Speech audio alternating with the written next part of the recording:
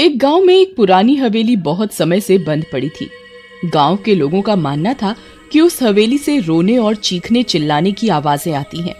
एक दिन शहर से सुमित का परिवार अपने दोस्त के घर शादी में आया। उन्होंने शादी में बहुत मजा किया। सुमित के बच्चों ने गांव की शादी पहली बार देखी थी। शादी खत्म होने के बाद मुरली उसे थोड़े दिन और रुकने के लिए बोलता है। अरे सुमित, थोड़े दिन और यहाँ रुक जाओ, फिर पता नहीं तुम्हारा कब आना होगा। पहली बार तुम परिवार के साथ गांव आए हो, इधर थोड़ा घूमो फिरो, गांव की सैर करो, बच्चों को खेत दिखाओ। तभी सुमित के बच्चे सुमित से रुकने की जिद करने लगते हैं। सुमित अपने बच्चों की बात मान जाता है और थोड़े दिन रुकने के लिए तैयार हो जाता है। ठीक है, मैं थोड़े और दिन गांव रुक जाता हूँ। ये सुन बच्चे बहुत खुश हो जाते हैं। इतने में मुरली और सुमित के बच्चे बाहर खेलने के लिए जा रहे होते हैं। पापा, हम खेलने जा रहे हैं। हाँ बेटा, जाओ, पर याद रखना पुरानी हवेली के पास नहीं जाना। जी पापा जी, ठीक है। रास्ते में सुमित के बच्चे रोहन और शालू मुरली के बच्चों चुटकी और कालू से पूछते हैं। मुरली अंकल पुरानी हवेली के पास जाने के लिए मना क्यों कर रहे थे? अरे रोहन, पुरानी हवेली की बात मत करो, मुझे तो वहाँ पर जाने से बहुत डर लगता है। क्यों कालू, ऐसा क्या है उस हवेली में? रोहन, उधर एक बहुत खतरनाक चुड़ैल रहती है। क्या चुड़ैल? ये चुड़ैल भूत कुछ नहीं होता। नहीं रोहन, वहाँ सच की चुड़ैल रहती है और उस हवेली से चीखने चिल्लाने और हंसने की आवाजें आती हैं। चारों बच्चे हवेली के पास एक पार्क में खेल रहे होते हैं। एकदम से रोहन को हवेली में जाने का ख्याल आता है। वो सोचता है आज हवेली में जाकर देखते हैं कि ऐसा उसमें क्या है, आखिर कौन चीखता है इस हवेली के अंदर। चलो कालू, चुटकी और शालू, आज इस हवेली में जाकर देखा जाए कि इसमें अंदर कौन रहता है। जी भैया, आज हम अंदर जाकर पता लगाकर ही रहेंगे कि आखिरकार चक्कर क्या है। नहीं, मैं उस हवेली में नहीं जाऊंगी, उधर पापा ने जाने के लिए मना किया है। हाँ, हम उधर नहीं जाएंगे, उधर चुड़ैल है। रोहन, एक दिन उस हवेली में हमारे पड़ोसी की बकरी भी चली गई थी और कभी वापस लौट कर नहीं आई। तुम्हारे पड़ोसियों की बकरी इधर तक कैसे पहुँची? एक दिन वो अपनी बकरियों को खेत से चराकर घर की तरफ जा रहा था, तभी उसकी एक बकरी हवेली के अंदर भाग गई। उसने उसे पकड़ने की बहुत कोशिश की, पर वो नहीं पकड़ पाया और बकरी अंदर चली गई और कभी वापस लौट कर नहीं आई। मुझे तो आज इस हवेली के अंदर जाकर देखना ही है कि आखिर इसमें रहता कौन है। अगर तुम अंदर चले गए तो वापस नहीं आ पाओगे। कोई नहीं, मैं अंदर जा रहा हूँ और तुम्हें भी चलना है तो चलो। उसके साथ उसकी बहन शालू भी जाने लगती है। ये देखकर कालू और चुटकी भी हिम्मत जुटाकर रोहन के पीछे चल पड़ते हैं। जैसे ही बच्चे हवेली के अंदर घुसते हैं, हवेली का दरवाजा अचानक बंद हो जाता है। बच्चे बहुत बुरी तरीके से डर जाते हैं। रोहन जोर से चिल्लाता हुआ, कौन है? कौन है? कौन है? पर उधर कोई नहीं था और बच्चे उस अंधेरी डरावनी हवेली में फंस जाते हैं। वो गेट खोलने की कोशिश करते हैं पर गेट नहीं खुलता।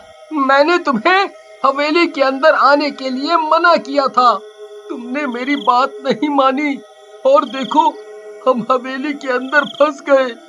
भैया, अब हम भी और लोगों की तरह बाहर नहीं जा पाएंगे। हमें ये चुड़ैल अंदर अपने पास ही रखेगी और मार देगी। तभी हवेली में अचानक जोर से हंसने की आवाज आती है। बच्चे बहुत घबरा जाते हैं और रोने लगते हैं कि अब हम बाहर कैसे जाएंगे, हम तो अंदर फंस गए। तभी बच्चों को एक बूढ़ी औरत दिखती है। वो बहुत डरावनी सी दिख रही होती है। कौन आया है आज मेरी हवेली के अंदर? अम्मा, हम हैं, हम इधर फंस गए हैं, हमें बाहर जाना है। चुड़ैल जोर जोर से हंसने लगती है। अब तो तुम बाहर नहीं जा सकते, जो एक बार इस हवेली में आ गया वो बाहर नहीं जा पाता, वो इधर का होकर ही रह जाता है। अम्मा, हमें जाने दो, हम सारे गलती से इस हवेली के अंदर आ गए हैं और ये रोहन और शालू तो हमारे घर छुट्टियां मनाने आए हैं। नहीं, मैं तुम चारों में से किसी को कहीं नहीं जाने दूंगी। तुम सब भी मेरी तरह अंदर बंद रहो और इस हवेली को और भूतिया बनाने में मेरी मदद करो। ये सुनकर बच्चे बहुत जोर जोर से रोने लग जाते हैं कि अब ये चुड़ैल उन्हें बाहर नहीं जाने देगी। अरे रो मत बच्चों, मैं तुम्हें कुछ नहीं कहूँगी। इतने में ही चुड़ैल का बेटा गोलू हवेली में हवा में घूम रहा होता है। अरे भैया देखो, ये हवा में कौन बच्चा घूम रहा है। ये देख शालू, चुटकी, रोहन और कालू के पीछे छुपकर खड़ी हो जाती है। ये हवेली में कौन आया है माँ? देख बेटा, ये तेरे जैसे बच्चे हैं। माँ, इन्हें बाहर मत जाने देना, मैं इनके साथ खेलूंगा। ठीक है बेटा। सारे बच्चे ये सुनकर बहुत जोर जोर से रोने लगते हैं। अरे रो क्यों रहे हो बच्चों, मैं तुम्हें कोई नुकसान नहीं पहुंचाऊंगी। नहीं, तुम हमें मार दोगी, हमसे दूर रहो। तुम हमें बाहर भी जाने नहीं दे रही। नहीं नहीं, मैं तुम्हें नहीं मारूंगी। मैं भी यहाँ फंस गई हूँ और मुझे भी कोई मुक्ति नहीं दिला पाया, इसलिए मैं इस हवेली में भटकती रहती हूँ। तुम कैसे मरी? मैं तुम्हें सब बताऊंगी, तुम रोना बंद करो। बच्चे शांत हो जाते हैं। चुड़ैल अपनी कहानी बताती है। मैं और मेरा बेटा गोलू गांव में बड़े आराम से रहा करते थे। हमारे पास धन दौलत की कोई कमी नहीं। मेरा बेटा बहुत अच्छा था, वो मुझसे बहुत प्यार करता था। मेरा एक देवर भी था, वो बहुत खड़ूस था। उसकी हर वक्त निगाह हमारी धन दौलत पर ही होती थी। एक दिन मेरे देवर ने मुझसे झूठ बोला कि कुछ बदमाश मेरे गोलू को पकड़कर पुरानी हवेली की तरफ ले जा रहे हैं। मैं बहुत डर गई। मैं अपनी देवर के साथ इस पुरानी हवेली की तरफ चल दी। मैंने यहाँ आकर देखा कि मेरे गोलू को हवेली में कुर्सी पर बिठाकर चारों तरफ से रस्सियों से बांध रखा है।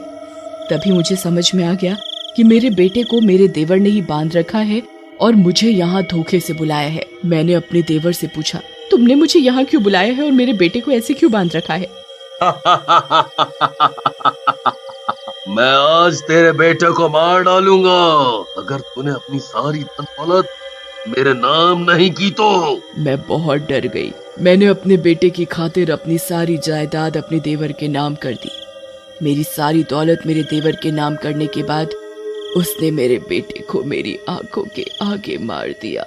उसको मारने के साथ ही उसने मुझे भी मार दिया।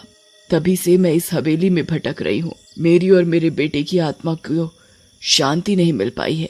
बच्चों को ये बात सुनकर बहुत बुरा लगा। बूढ़ी अम्मा, आप परेशान ना हो, हम आपकी आत्मा को शांति दिलवाएंगे।